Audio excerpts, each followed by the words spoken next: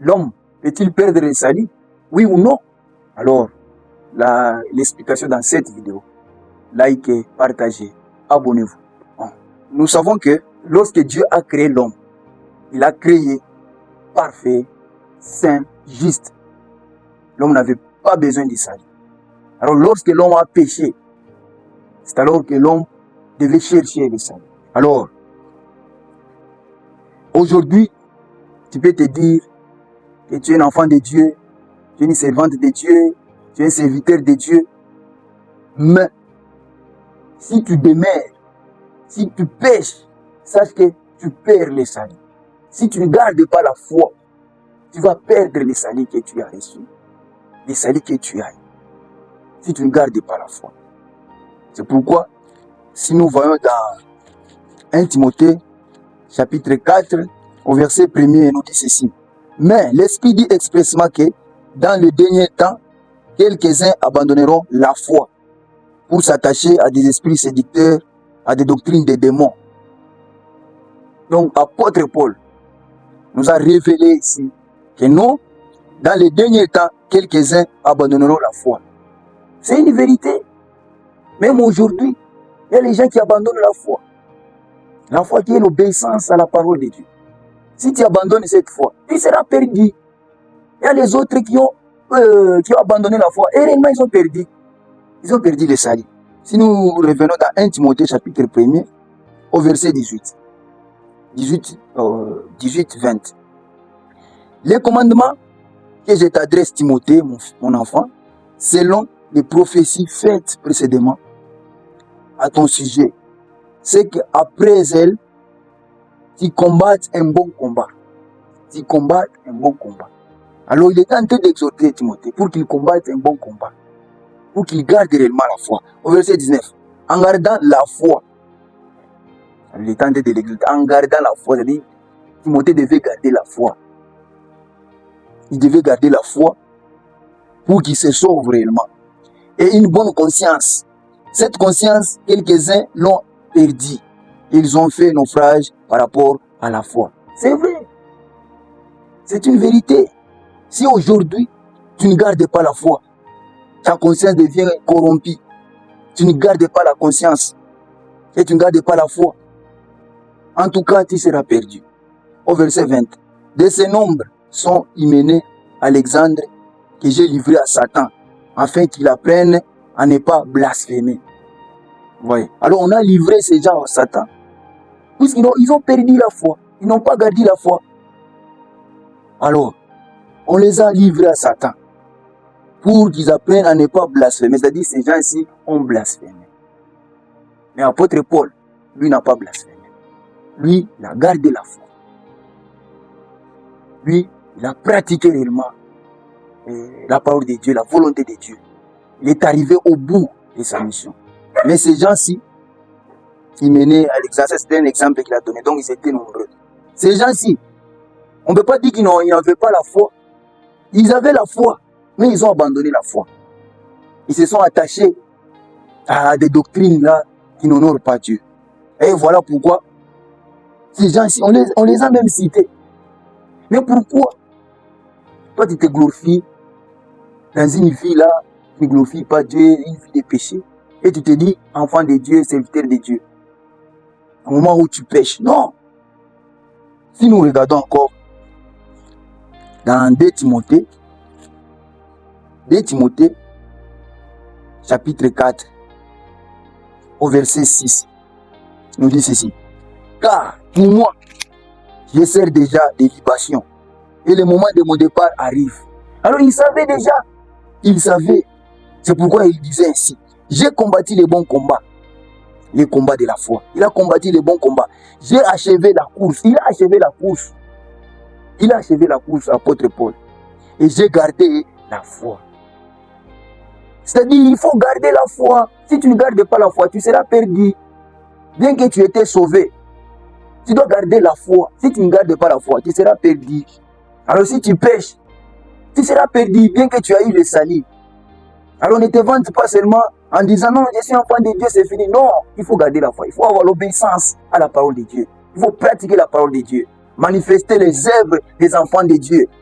des enfants qui sont sauvés, si tu ne manifestes pas ces œuvres-là, non, tu seras perdu. C'est pourquoi même Romains, dans Romains chapitre 3, au verset, je crois au verset 13, Romains chapitre 3, le verset 13, on dit ceci, chapitre 2 plutôt, le verset 13. Ce ne sont pas en effet ceux qui écoutent la loi qui sont justes devant Dieu, mais ce sont ceux qui la mettent en pratique et qui sont justifiés. C'est ça, il faut mettre en pratique la loi de Dieu. La loi de Dieu, aujourd'hui, la loi que nous avons, c'est la loi de Christ, la loi royale, la loi de liberté, l'évangile, la doctrine de Christ. Tu dois pratiquer, tu dois manifester les œuvres de ces gens-là qui ont déjà reçu Christ, de ces gens-là qui sont déjà sauvés. Mais si tu ne manifestes pas cela, tu abandonnes la foi, tu seras perdu. Et voilà pourquoi la Bible est en train de nous exhorter. Nous qui sommes dans la foi, nous qui pratiquons la parole de Dieu, nous qui pratiquons l'évangile de Christ. Alors nous devons garder la foi. Nous ne devons pas abandonner la foi. C'est pourquoi dans 1 Timothée, chapitre 4, au verset 16, la Bible dit ceci. Veille sur toi-même. Ce n'est pas Dieu qui va veiller, c'est toi-même. Tu vas veiller sur toi-même. Veille sur toi-même. Et si ton enseignement persévère dans ces choses. Donc nous devons persévérer. Tu veilles sur toi-même, tu persévères. N'abandonne pas à cause d'un problème quelconque, à cause d'une tribulation. Non, tu dois persévérer. On dit, persévérer dans ces choses. Car en agissant, donc là, il y a une action là, en agissant, tu dois agir, tu dois pratiquer, tu dois manifester les œuvres des enfants de Dieu. En agissant ainsi, tu te sauveras toi-même et tu sauveras ceux qui t'écoutent. Tu te sauveras toi-même. Alors il faut te sauver. Tu dois te sauver toi-même et sauver ceux qui t'écoutent. Alors tu dois faire l'effort de te sauver d'abord toi-même. Là on nous dit de nous sauver. Tu dois te sauver et sauver ceux qui t'écoutent. Donc il y a ces gens qui vont t'écouter. Alors il faut d'abord que toi-même tu te sauves pour que tu sauves aussi ceux qui vont t'écouter. Voilà pourquoi Actes des Apôtres, chapitre 2, le verset 40. Verset 40. Là, on nous dit, les gens qui ont cru à la prédication de Pierre, ces gens-là qui ont cru, qui ont persévéré là, dans l'enseignement des apôtres et tout ça. Alors au verset 40, on dit, et par plusieurs autres paroles, il les conjurait et l'exhortait, disant, sauvez-vous de cette génération perverse. Nous sommes dans une génération perverse, où nous devons nous sauver, où tu dois te sauver. Tu vas te sauver comme en gardant la foi, que tu as. Puisque le salut que nous avons, c'est vraiment une promesse. La vie éternelle aujourd'hui, c'est une promesse d'abord. Dans 1 Jean chapitre 2, le verset 25, on nous dit que la vie éternelle d'abord, pour ce moment, c'est une promesse. Alors, lorsque tu gardes la foi jusqu'à la fin, et c'est alors que tu seras sauvé. Si tu ne gardes pas la foi, tu vas perdre cette vie éternelle que tu as, les salut que tu as. C'est possible de perdre cela. C'est pourquoi dans Hébreux chapitre 10, nous vont commencer au verset 35. On nous dit, n'abandonnez donc pas votre assurance à laquelle est attachée une grande rémunération. Cette rémunération, c'est la vie éternelle, c'est le ciel. Alors n'abandonne pas cette foi, cette assurance que tu as. N'abandonne pas. Il faut continuer, persévérer, quels que soient les problèmes, quelles que soient les difficultés, quelles que soient les tribulations, quelle que soit la famille, la nudité. Il faut persévérer, n'abandonnez pas. Car vous avez besoin de la persévérance, afin qu'après avoir accompli la volonté de Dieu, vous obteniez ce qui vous est promis. Ce qui nous est promis, c'est la vie éternelle.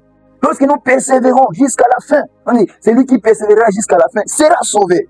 Encore un peu de temps, celui qui doit venir viendra. C'est le Christ, il viendra. Et il ne tardera pas. Vraiment, Christ viendra. Jésus viendra, il viendra. Si tu te trouves vraiment dans la foi, en tout cas, c'est une très bonne chose. Et mon juste vivra par la foi. Mon juste vivra par la foi. Mais, s'il se retire, mon âme ne prend pas plaisir en lui. Lorsqu'il te retire, toi, les justes, tu pratiques la justice, tu te retires, tu abandonnes la foi, tu pratiques l'iniquité, tu pratiques le péché. Et son âme ne prend pas plaisir à toi. C'est-à-dire, même cette justice que tu avais là, Tout est oublié.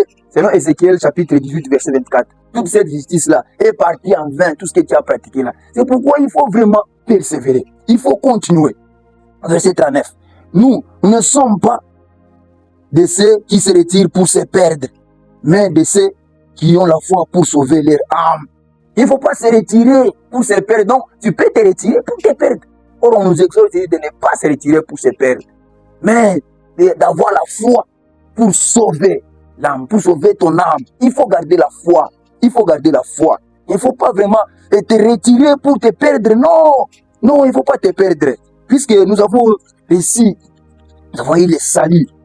Nous avons eu le salut par la grâce de Dieu.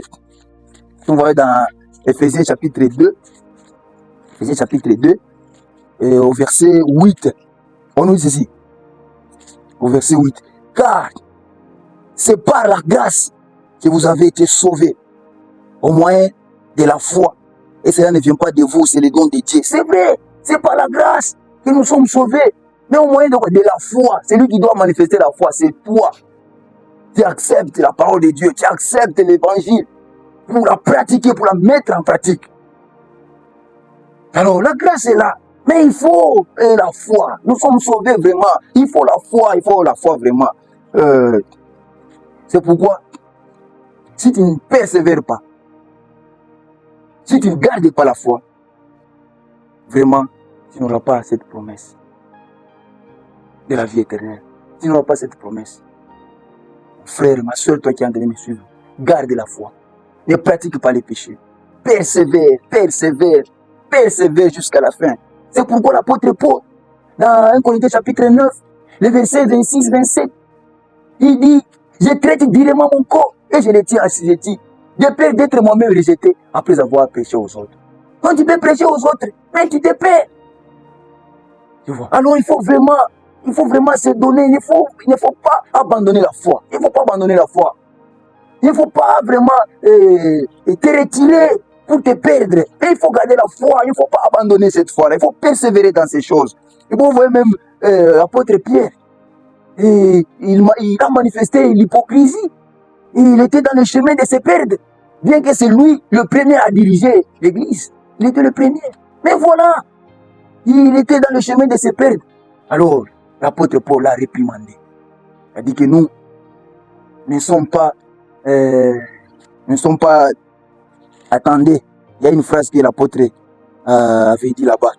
C'est dans Galates chapitre 2. Au verset 14, il dit, voilà, il ne marchait pas droit selon la vérité de l'évangile. C'est ça, il ne marchait pas droit, l'apôtre Pierre. Et j'ai dit à ses faces, en présence de tous, si toi qui es juif, tu vis à la manière des païens et non à la manière des juifs, pourquoi forces-tu les païens à judaïser? Au verset 15, nous sommes des juifs de naissance et non pécheurs d'entre les païens. Vous voyez, il lui a exhorté. Alors l'apôtre Pierre vraiment a compris qu'il devait vraiment retourner dans les véritables chemins. C'est pourquoi il dit à la fin, il a dit, au chapitre 3, le verset 16, il dit que cet homme que vous voyez, l'apôtre Paul, ce n'est pas vraiment n'importe qui. C'est quelqu'un qui a des paroles. Si vous lisez ces paroles, les gens qui sont mal informés et ignorants tordent l'essence de ce que l'apôtre Paul dit. Alors Pierre a loué Paul. Alors ce n'était pas n'importe qui. Et voilà pourquoi 1 Pierre chapitre 4 verset 18. Qu'est-ce que Pierre dit? Et si les justes se sauvent avec peine, qui deviendront l'impie et le péché, un juste se sauve avec peine. Toi, juste, tu dois te sauver, donc on se sauve avec peine. Maintenant, que deviendra toi le péché, toi qui es en train de commettre le péché, quel sera ton sort si les justes se sauvent avec peine? Alors toi qui se dis juste, alors tu dois vraiment traiter durement ton corps. Tu dois te discipliner pour garder la foi. Car si tu abandonnes la foi, tu t'attaches à des doctrines des démons, à des doctrines séducteurs, tu seras perdu. C'est pourquoi nous disons que c'est possible de perdre le salut. C'est possible de perdre le salut si tu ne gardes pas la foi, si tu ne persévères pas, si tu ne prends pas la véritable décision de te sauver dans cette génération perverse. C'est possible de perdre le salut. C'est possible de perdre le salut. Alors, n'abandonne pas le salut. Persévère dans la volonté de Dieu, dans la parole de Dieu, dans la doctrine de Christ. Sois toujours obéissant à la parole de Dieu. à la parole que Jésus a donnée aux apôtres, à la parole que les apôtres ont prêchée. Alors soyez connectés, soyez attachés à cela, car il y a une grande rémunération vraiment. Soyez bénis de partout où vous êtes. Abonnez-vous, likez, partagez. Merci.